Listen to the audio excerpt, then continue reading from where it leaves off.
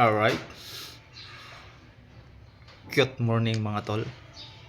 Was out sa inyo lahat. Bale, welding works ulit tayo ngayong araw mga tol.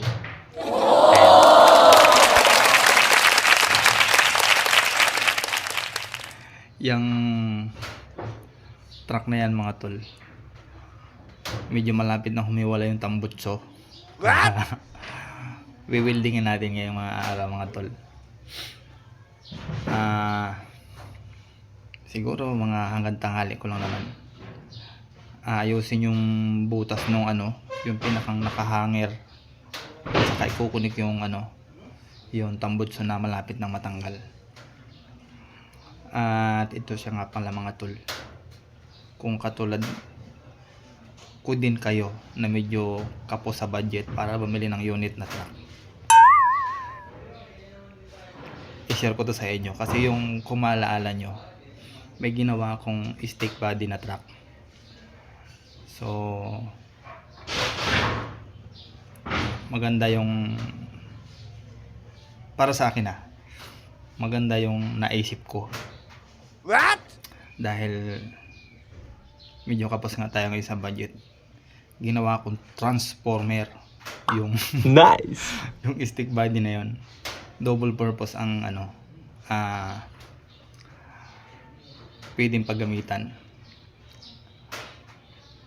Kung makikita ninyo yan.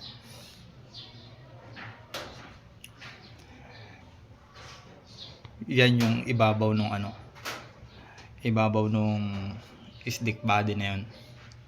Kapag yung bigas ang hahakutin galing sa Bulacan, ay tinatanggal yan.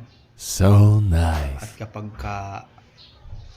LPG naman yung hahakutin, ikinakabit yan. Alright.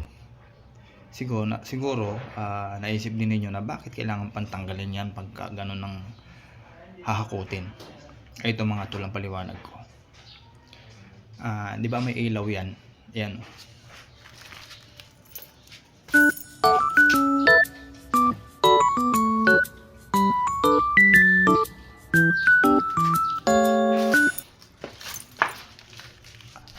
Harap at saka likod mga tol. Kapag nakakabit yan, tatakloban niya ng tulda. So mangyayari, matatakloban yung ilaw. May posibilidad na hulihin sila ng mga enforcer. Ngayon kapag tinanggal ko yan, so halos kalahati na lang yung stick body niya na hindi na kailangan lagyan ng ilaw. At kapag nilagyan mo ng tulda, hindi na siya questionable sa mga enforcer. Nilagyan ko lang siya ng isang stick mula doon sa unahan papunta sa likod, para kapag isinampa yung tulda, naka-slide yung tulda niya. Kapag umulan ay hindi mag-staggered sa ibabaw yung tubig ulan. Perfect. So dahil kulang tayo sa budget para bumili pa lang isang truck, ang naisip ko isang unit na lang, dalawang purpose ang gamit, panghakot ng bigas at panghakot ng gas. No. Alright mga tol, tapos na natin i-welding yung ating tambutso. Ayan o.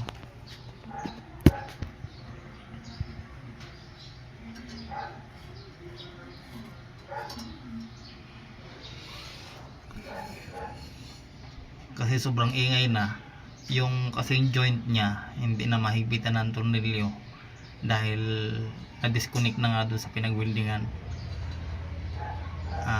Dahil naayos na natin to, anong nangyari naman, naging maluwag yung belt doon, yung Korean belt. Korean belt ang tawag kasi dito nun eh.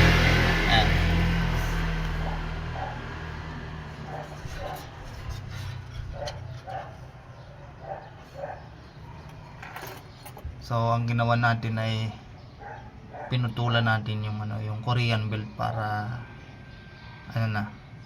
maging maayos yung galaw niya.